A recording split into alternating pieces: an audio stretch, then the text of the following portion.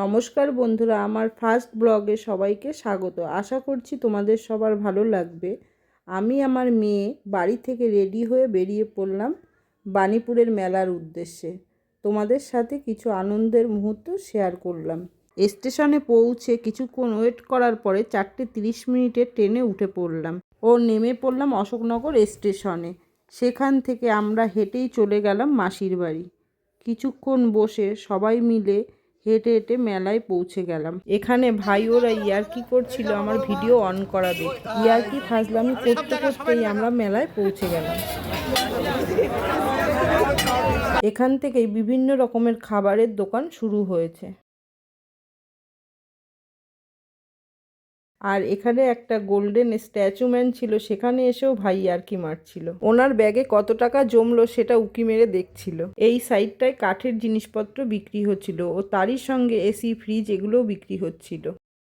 যেহেতু আমাদের হাতে সময় কম ছিল তার জন্য পুরো মেলাটা ঘুরে দেখাতে পারিনি। আর এখানে বাঁশের তৈরি হাতে ডিজাইন করা কিছু ফুলদানি ও জিনিসপত্র বিক্রি হচ্ছিল। এখানে ফুলদানিগুলোর দাম ছিল 150 থেকে 200-র মধ্যে, ছোটগুলোর দাম ছিল 80 থেকে 100-র মধ্যে।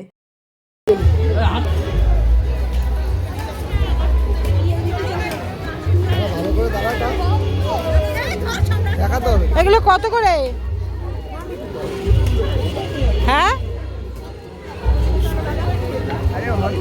70 টাকা। এরই মধ্যে আরেকজনের চোখ চলে গেছে মিকি মাউসের দিকে।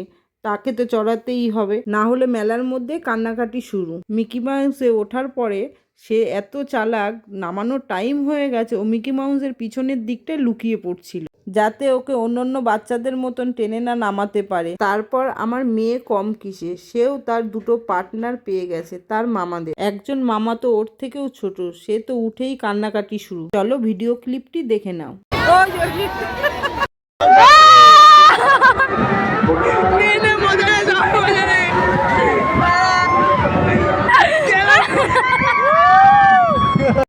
আর আরেকজন মামা ওপর থেকে ভিডিও করছিল পুরো মেলাটার। আর এই দেখো, কিছু বুঝতে পারলেই আমাদের ছোট সদস্য তাদের সাথে নাগরদোল্লায় উঠবে বলে বায়না করছিল।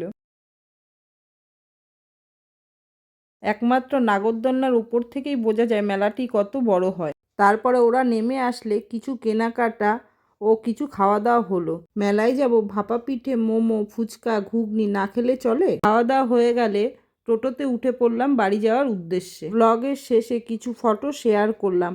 আমার এই ব্লগটি যদি ভালো লেগে থাকে তাহলে চ্যানেলটিকে প্লিজ সাবস্ক্রাইব করে দিও।